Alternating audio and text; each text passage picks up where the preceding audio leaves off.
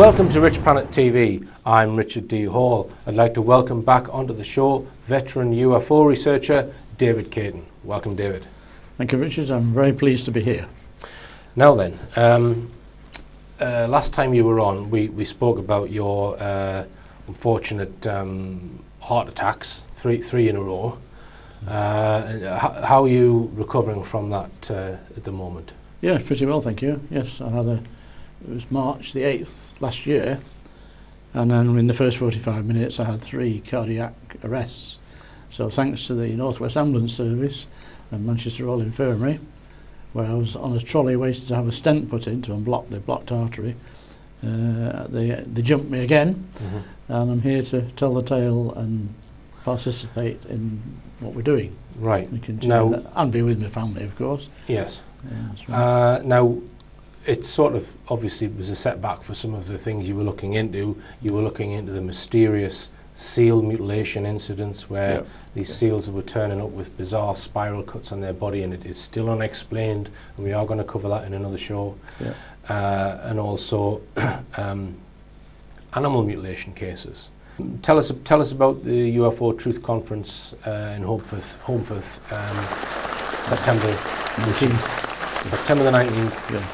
2015. Suddenly I'm being presented with a Let's have a look award. at it then, David. An award for survival. Which is a chunk of glass. Yep, that's it. Very good. Which is very nicely done. So read out what it says. It says, UFO Truth magazine proudly presents David Cayton, UK, with a UK award for services to British ufology. So I was really thrilled to bits to get this. I mean, it was a complete surprise. Right. So, all right, we'll put it there. Yeah. All right. Yeah. I hope it doesn't fall over. Right. All right. Great. Well done. Congratulations. So it was well nice. deserved, I think. Yes, it was a very nice, acknowledgement of my efforts for 20 odd years. So right, and we'll come on to that because David and I have been looking into another horse mutilation case. Now, you may remember back in 2010, we made a film called Silent Killers in Sussex, which followed the tragic mutilation of a horse called Rascal in East Sussex. Was it, David? yes. Since then, there's been probably at least half a dozen, if not more, maybe double figures, horse mutilation cases like that one in the UK. Yeah. Do you want to name some of the areas, David? Yeah, well, 2012, there seemed to be a spate of them a bit. So working from south to north, there was one in Cornwall, across the Bristol Channel in Carmarthenshire, and West Wales, Pembrokeshire area, and then up in Scotland. I think that's it. I think right. But yes, but we seem to have had a spate of attacks in the latter part of 2015. Now there are 5 cases that we know of. There may be more. 2 in Scotland, 1 in August, 1 in October, we believe, but there were 3 in Leicestershire. Yes. The first taking place, I think, on the 7th of September 2015 in Leicestershire, and then another one followed about a fortnight after that.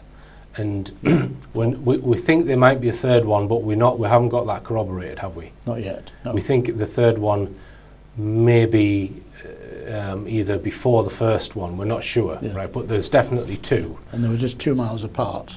2 miles apart. Yeah. One on the 7th of September, one a couple of weeks later, and we actually went to the second one. So we filmed there. David took some high definition images of the second case, which didn't have as many of the classic injuries, but some of them on the second horse. Yeah. So let's talk about the first horse, David, Honey, from a place called Cayton in Leicestershire. Now, I found out about this case because somebody emailed me a story from the Leicester Mercury, I think it's called. Leicester Mercury, yeah. I then went on Facebook to try and track down the owner of the horse, which I managed to do, and then somebody passed the phone number on, so I telephoned the owner, and then I had several lengthy discussions with the horse owner. This is Claire Watts.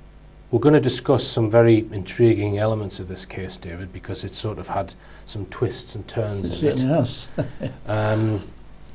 So yeah, it's some of the classic injuries, and I've made a short documentary which features the horse owner Claire, because she very kindly allowed us into the field 2 weeks after her horse was mutilated. We went down to film the second mutilated horse, and we interviewed Claire in the field where her horse turned up. Yeah. So I'm just going to screen a short documentary that I've made following our investigation into this case. The story starts with media reports published on Tuesday the 8th of September of a barbaric blade attack on a horse in Cayton, Leicestershire. The reports claimed the incident is believed to have happened sometime between 6:15 p.m. on Sunday the 6th and 10:30 a.m. on Monday the 7th of September.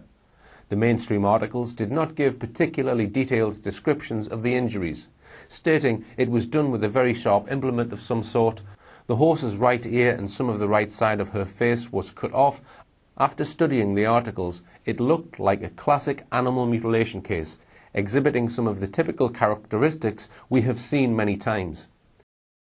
I put some feelers out on social media to try and make contact with the horse owner, which I was able to do.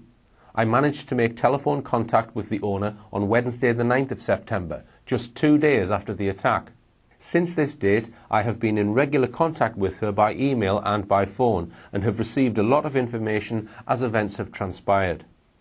There are two broad aspects to the story I want to cover.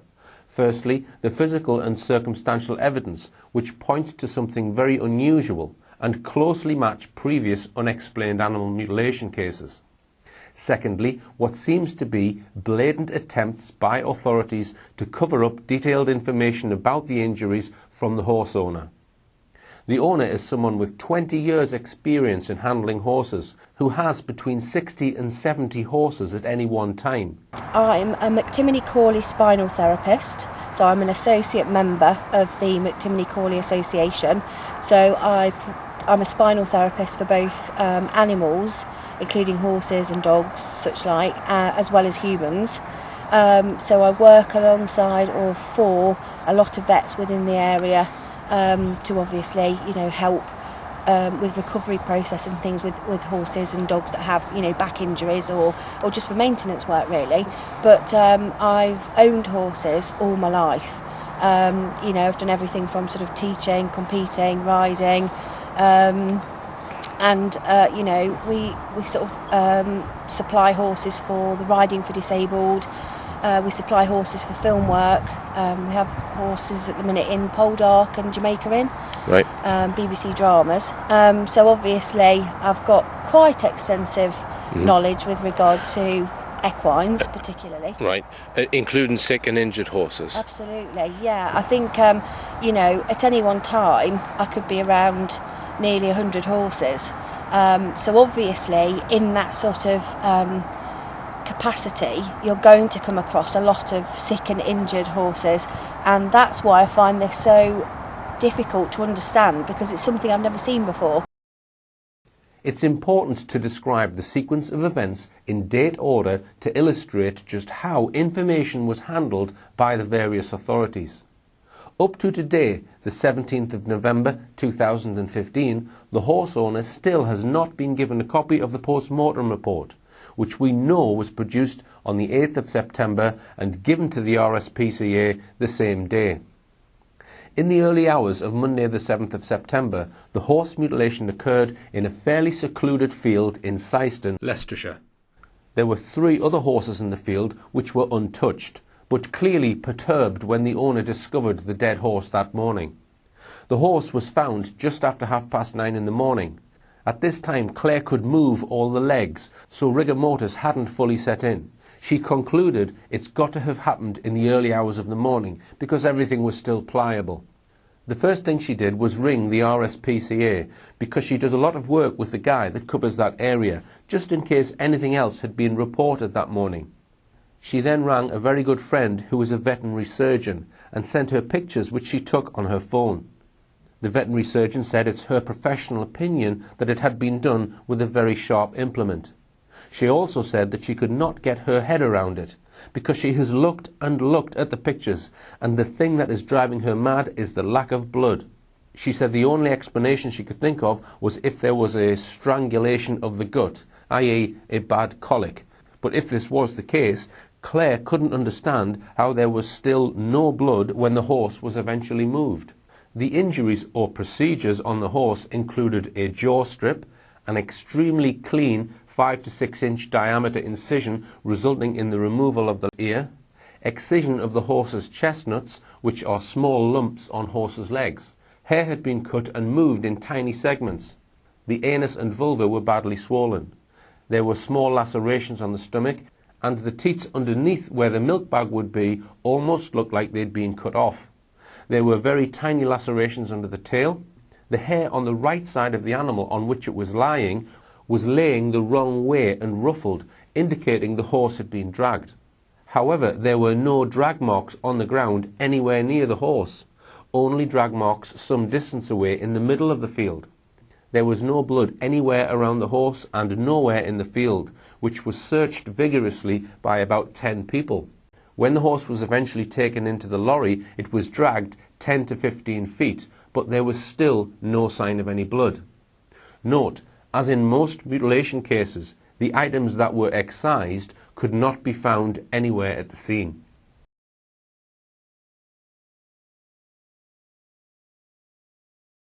After speaking to her veterinary surgeon friend, Claire then phoned the police. The police came out and straight away sent for a forensic team. The forensics woman took a sample of blood and cut a piece of hair off. The RSPCA didn't come out to see the horse, which Claire was quite shocked about. The RSPCA man said on the phone that because the police were dealing with it, they would just leave it in their hands. Later, Claire got a phone call from the RSPCA informing her that they were going to pay for a post-mortem to be carried out. By 3 o'clock, when the forensic woman was there, the legs had seized and rigor mortis set in. Claire assumed from this that the attack must have taken place in the early hours of the morning. My partner discovered her, Right. and then he obviously rang me. He didn't realise what had actually gone on, other than the fact that, you know, she was in fact dead. He rang me straight away because it was so odd, and I came straight down.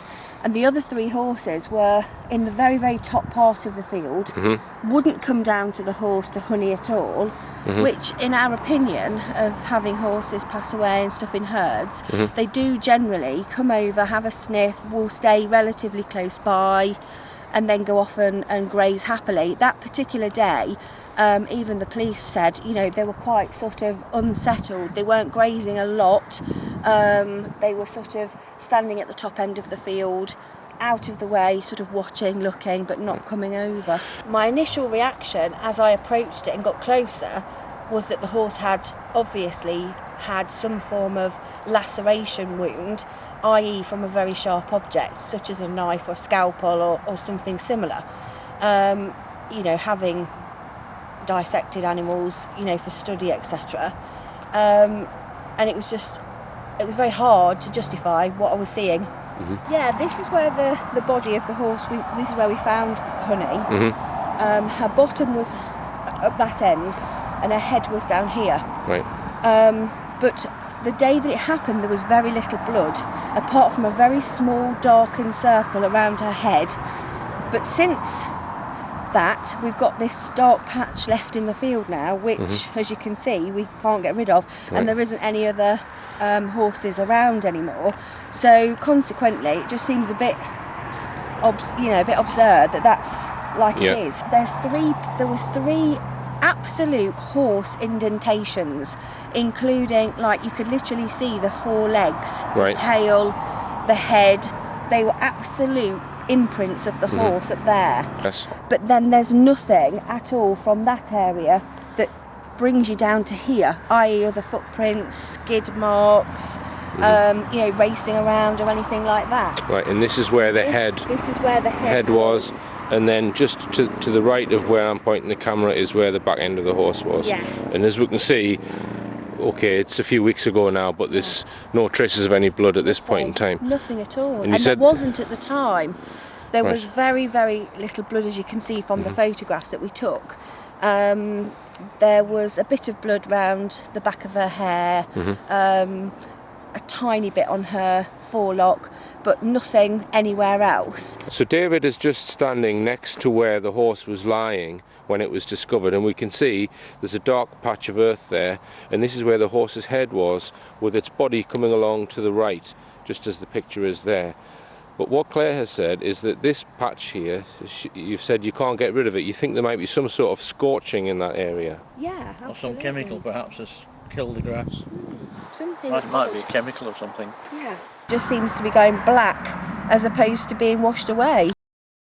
At about 5:30 p.m, the horse was taken to be post-mortemed by a good friend of Claire's, whose job is to manage dead horse stock.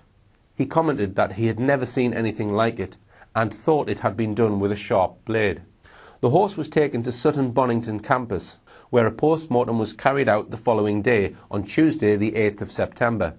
We know from talking to the pathologist who carried out the post-mortem, it was completed on Tuesday the 8th of September and included a CT scan. A copy of the report was given or sent to RSPCA Inspector Andy Bostock the same day. We know this because we telephoned the campus and spoke to the person who wrote the report. Because Claire had so much experience with horses, she knew how long a post-mortem would normally take, and expected to receive news from the post-mortem probably later that day, i.e. Tuesday the 8th of September, but heard nothing. After the post-mortem had been carried out, the dead stock manager who delivered the horse to the post-mortem rang Claire at 6 p.m. on Tuesday evening to say the guy who normally collects the animals and takes them to the incinerators from Sutton Bonington had collected all the other animals apart from Claire's horse. He said the only reasons he could think of for this was because there was something a bit odd, or they wanted to do further tests, or they needed the police or the RSPCA to come and take further pictures or evidence. But to reiterate, we know the post-mortem had been fully completed by that time. Claire asked for a copy of the report, but was not given one. That evening, Claire and some of her family watched one of my films about a very similar case we covered in 2010 from East Sussex. The similarities were striking. It was bizarre because obviously I've never seen this type of injury before. You get fence wounds, lacerations, silly injuries, broken legs from herd behaviour, etc.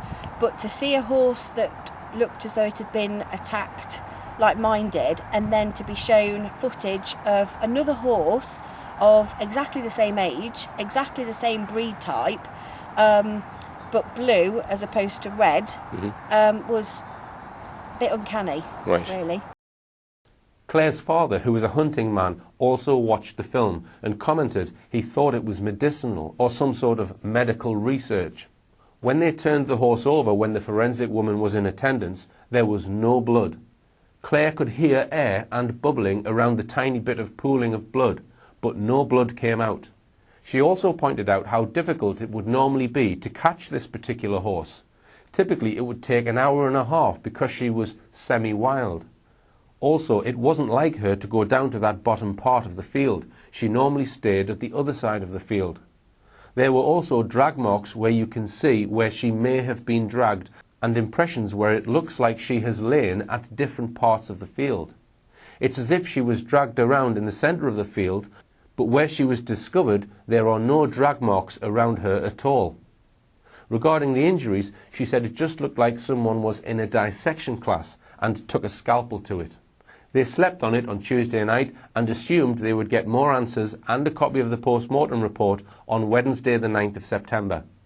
Wednesday was the day I first made telephone contact with Claire, and she was clearly very puzzled why, by the end of the day, she was still not being given visibility of the report. She said the vets are trying to almost convince me that she just died of natural causes, and it is possible for a fox to have done it. A new development seemed to have occurred by Thursday morning, when there was large-scale media coverage of an alleged suspect. Newspapers reported that a 28-year-old man had been arrested in connection with the mutilation. Despite the very large media coverage, the man was soon released with no involvement in the crime. But the bizarre thing was, Claire had not even been informed of an arrest, and the police did not contact her to ask if she knew the 28-year-old. The first she heard of the arrest was by reading it in the media.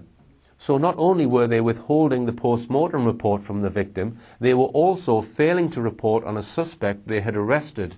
I telephoned Claire again on the Thursday, and she said, "I spoke to the vets who were very cautious about telling me anything.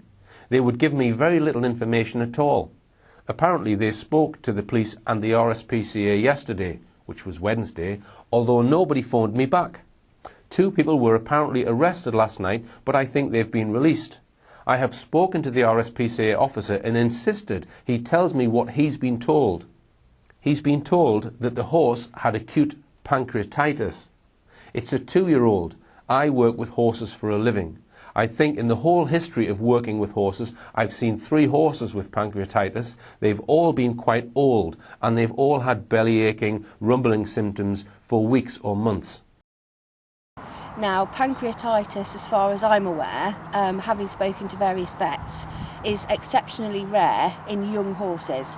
It's ordinarily seen in older animals, and to be honest, it's still very rare. It's still a very uncommon thing to get. It's more in cats and dogs than it is in horses. So the older horse, apparently, it's quite chronic as opposed to acute. Although obviously there's bound to be some acute cases.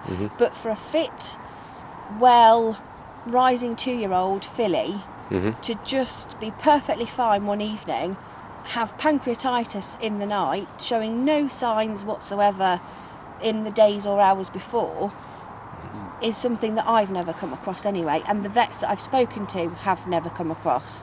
So the other thing I've been told is that the soft tissue around all the major organs were all swollen, very swollen, and they also told me that there was massive neck trauma. So because of that, they were going to speak to obviously have authorised the CT scan of the neck area, presumably because they don't want to cut the animal, you know, and they want to preserve it in some way.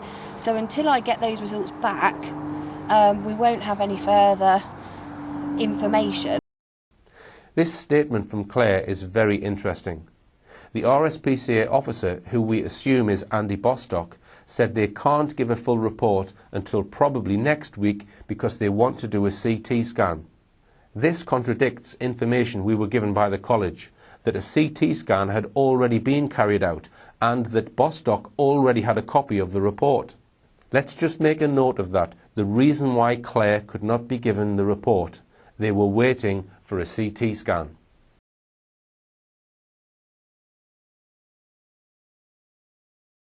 Claire then went on to say, "Now I've spoken to my friend the vet, who said in her career she's only ever come across 5 cases of pancreatitis and they've all been in older horses.